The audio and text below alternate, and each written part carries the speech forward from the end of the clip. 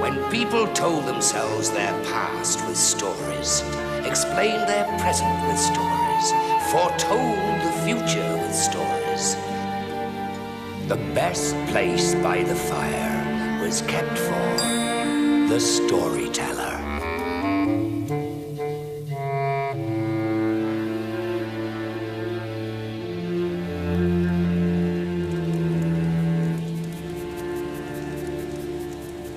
One day in November, the Queen died. Outside the palace, the leaves fell lamenting, reds and golds falling. Inside, weeping, the king, his 3 sons, his daughter. And the people filed slowly by to shed their own tears for the dear queen. But there was one among the mourners whose eyes were dry.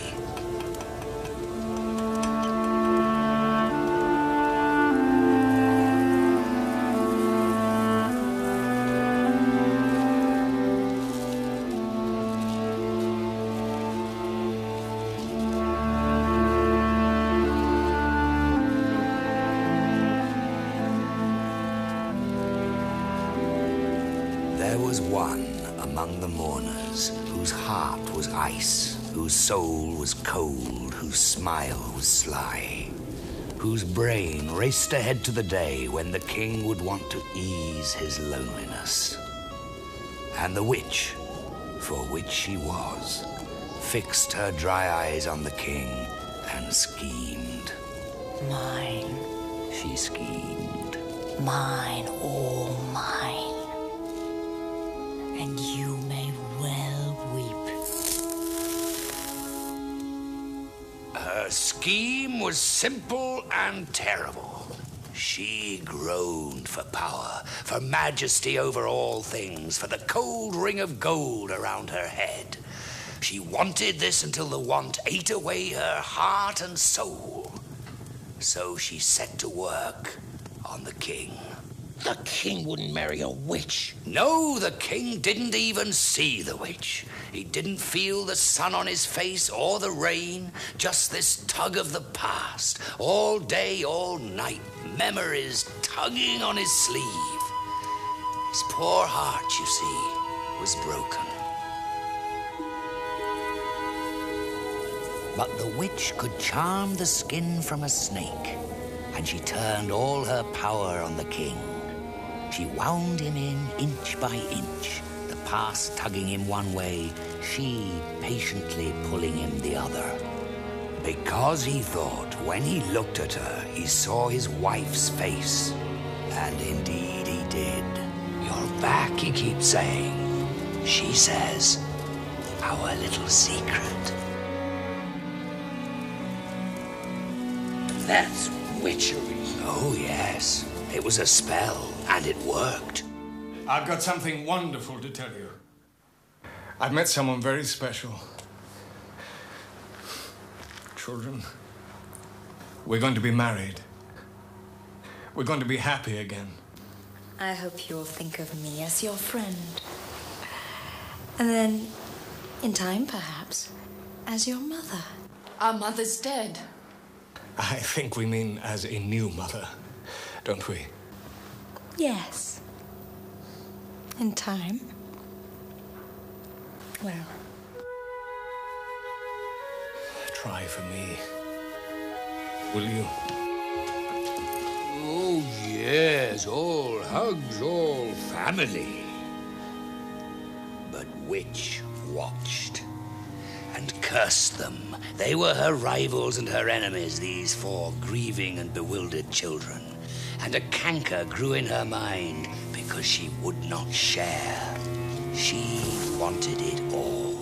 And she sowed a seed of fear in the children's lives. Stairs gave way, horses bucked wild, balconies crumbled, even the toy box was terrible. Of course, the witch herself was all honey, always honey. But sometimes the king caught a look and worried she was also the bee. That's right, and bees sting. I hate that witch. Poor man, then. Torn in half, enchanted by his new queen, frightened for his children. What could he do? I said I'd take you on a special holiday. We're almost there. A forest? A magic forest.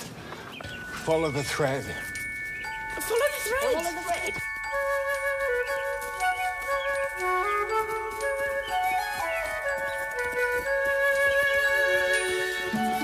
Hurry up, it's perfect. There's a stream. And a house! And sure enough, there it was, pink and perfect. And the boys laughed and larruped as if a great weight had lifted off them. And their sister sat by the stream and dipped her toes and missed her mother, which she always did when she was happy. This is your secret place. No one can find you here without the thread. I'll visit you each day. You've brought us here because of her, haven't you? Our stepmother. No, of course not. But his daughter was right, quite right. For even as she spoke, the witch, her stepmother, sat in her tower and studied horrible spells. For the children were obstacles between her and power, growing, daily growing like clouds over her. And now she would discover where they were, her clouds, and puff them clean away. Where have you been? I took the children on a trip. A holiday. Oh, yes. Anywhere nice? Yes, very nice. What's that you're sewing? Shirts. I'm sewing them all little shirts. Aren't they sweet? That's nice. Is there love, those? You're being very mysterious. Am I? What about? The children. Our children. You want me to be their mother, but what mother can tolerate not knowing where her children have gone to? I just want them to have a secret holiday. Makes it special. Secret. Yes, of course. But what if something should happen to them? Then where would we be? What happened to you? Still, let that be an end to it. If you don't want to talk about it, that's your right. They're your children. I'm just the stepmother.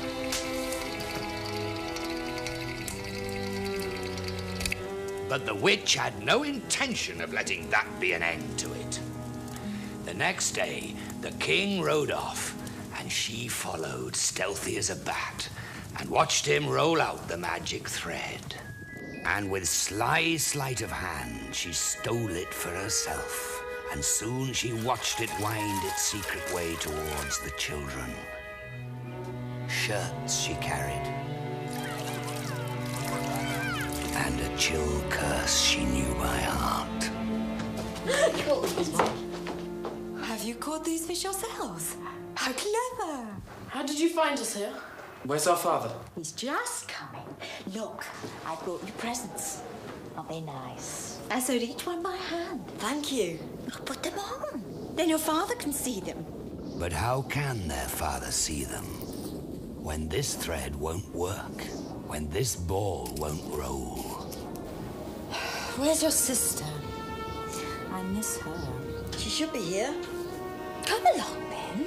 Your shirt. And all the while the king stumbles lost in the forest and cries out, "Children!" The shirt will hurt, the wings will sting, the beak will shriek, the eyes will cry. The shirt will hurt, the wings will sting, the beak will shriek, the eyes will cry. The shirt will hurt, the wings will sting, the beak will shriek, the eyes will cry. The shirt will hurt, the wings will sting, the beak will shriek, the eyes will cry. The shirt will hurt, the wings will sting, the beak will shriek, the eyes will cry. The shirt will hurt, the wings will sting, the beak will shriek, the eyes will cry. The shirt will hurt, the wings will sting, the beak will shriek, the eyes will cry.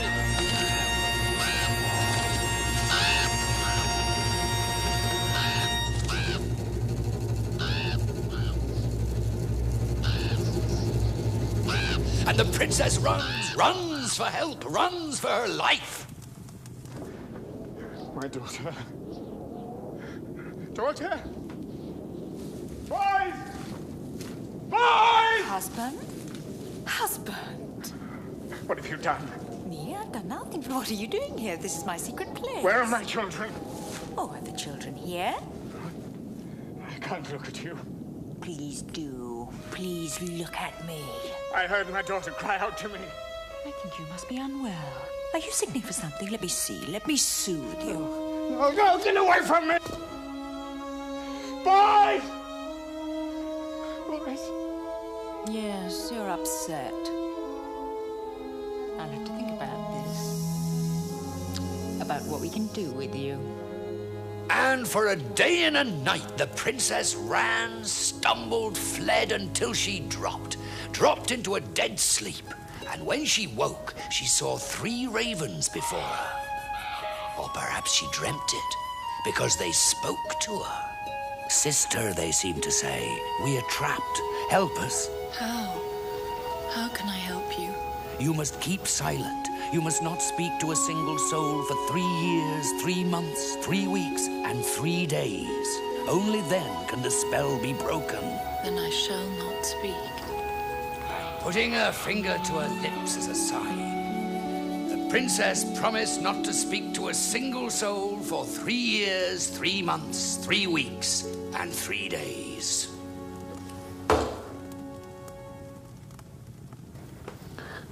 The princess, she couldn't speak to anyone? No. Hello? Goodbye? I'm hungry? No. What about a note? She could write a note. Nothing.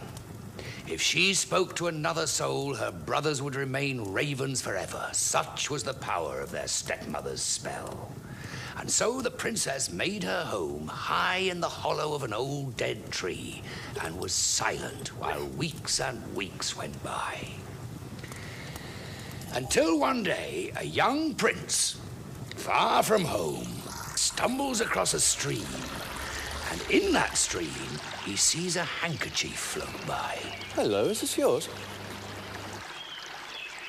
Come back. Have you been cursed? Is that it? Can you not speak? Don't be frightened. I won't hurt you. Look, I'll sit quietly down here beside you. See? And saying that, he sat beside her and took out his food and offered it to her, and she was famished and had some, and soon he set off talking of his past, his present, and his plans, and all the while he's thinking, what eyes? All the while he's thinking, to kiss that mouth. And the prince came back every day for a week, and the princess found she could smile again, a darling smile. A smile that wrapped all the way round her heart and his heart and squeezed them tight together. And the prince gave up speaking too, and they were content to simply sit and hug on that smile. Until one day he could not contain his thoughts and said them all. Love, he said, and marriage, and always and ever. And they kiss, and that was that. So she spoke. Not a whisper. The prince set her up on his horse, and they rode the long ride to his kingdom. And on the way, he spoke of his father, the king, and of his beloved mother who had died. And the princess wanted to say, I know. She wanted to say, mine too. But she couldn't. So she didn't. And at length they were there at the gates of the palace, and as proud as you please. Father, madam, I want you to meet my sweetheart. His father looked down, and so did his stepmother. The witch. The witch. But she was married to the other king. The other king was dead, poisoned. Oh no. The witch had a taste for kings now, for countries, for the princess was a thorn pricking at her ambitions. The princess could not speak, but she accused with her looks. Killer of my father, bewitcher of my brothers. And the witch knew she must have done with her. And so the battle began, the good princess and the wicked witch. But the prince knew nothing of this, and married his sweetheart. And it was true. The moon was honey for them. It kicked. It's moving. It's kicking me. And not a minute, it seemed, before there he was. A son, a boy.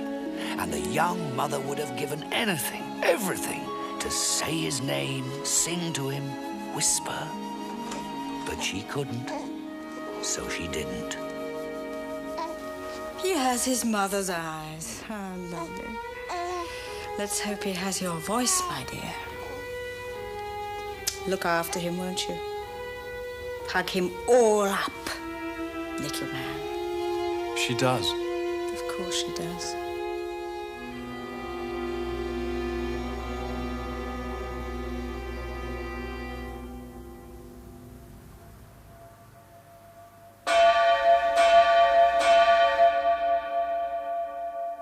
What? What is it? Where's the baby, darling? The princess didn't know and couldn't speak, and their baby was nowhere to be found, and the pain of it intolerable, until one night she went to the garden and dug with her hands in the ground a small hole, and bending to the earth, screamed with all her heart, screamed and screamed her pain into the hole until morning, and it was better. And looking up to the sky, she saw her brothers, the ravens, circling above her. The days pass, they seem to say. Hold to your promise. Hold to your promise. Your father and I are so sad for you both. Thank you. So sad. Well, it couldn't be you don't think the princess didn't, well, want the little baby, perhaps, and... She loved him. Of course she did. Stupid. Forget I said anything. Please? Dearest, where have you been? I looked everywhere. What have you got on your hands? What's this? Is it earth? Perhaps she's been digging a little hole. What have you been digging?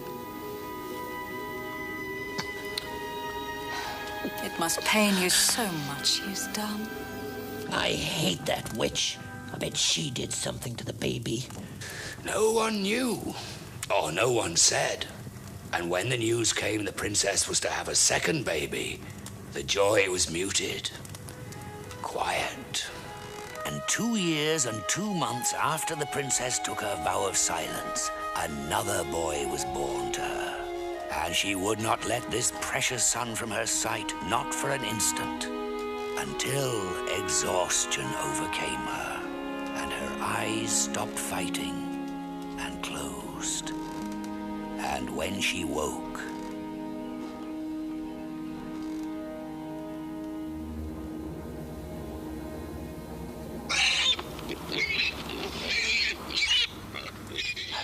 whispers were whispered in the corridors of the castle. 2 babies disappeared. What kind of mother, these whispers asked, who loses babies who will not speak? Cursed, they said, these gossips. Bewitched.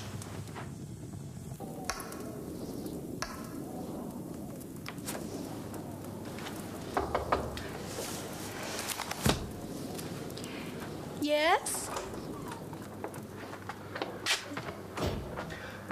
You know, before, when my first son... You know, you asked, and I said, impossible. But now I don't know, and I'm frightened. Oh, I know. I understand. And she is with child again. I could not bear... Shh. Don't worry. When the time comes, we must watch her closely. We must love her very much, but we must watch closely. Don't worry, I'm here. Now, who do I remind you of? My mother. I know. And so, 3 months later, when the baby came... Darling, our son, our beautiful little son, what I should like to do is perhaps to take him with me for a day or two somewhere safe, somewhere where no one will find him or harm him. I told you she wouldn't. Of course. Well, it's late. Stay by her until the morning, and then we'll see. Stay beside her until the morning. Peace and lovely. Lovely. And so they sat, silent, their hearts full to bursting, watching their tiny child, its fingers like stars. And the mother prayed, and the father prayed, but the strain, the tiredness of the birth washed over them, huge waves washing over them, lulling them to sleep. And for a minute, 2 minutes, 3, they slept. And then the prince woke.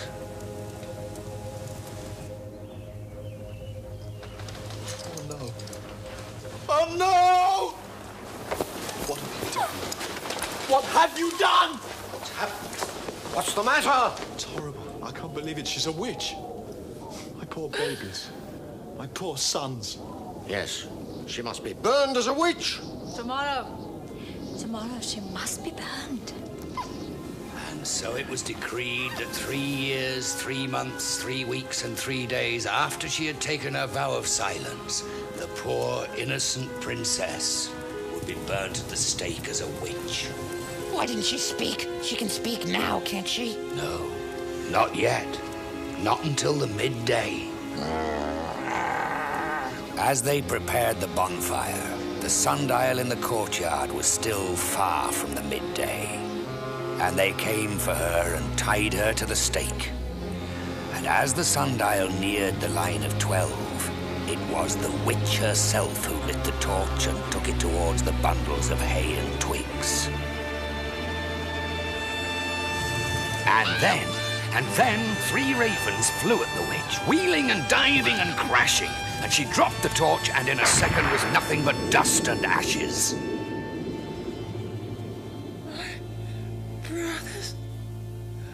My brothers! My brothers! And her 3 brothers, freed from their spell, pulled their sister from the stake and hugged her and kissed her, and now she could not speak for crying. And there was more.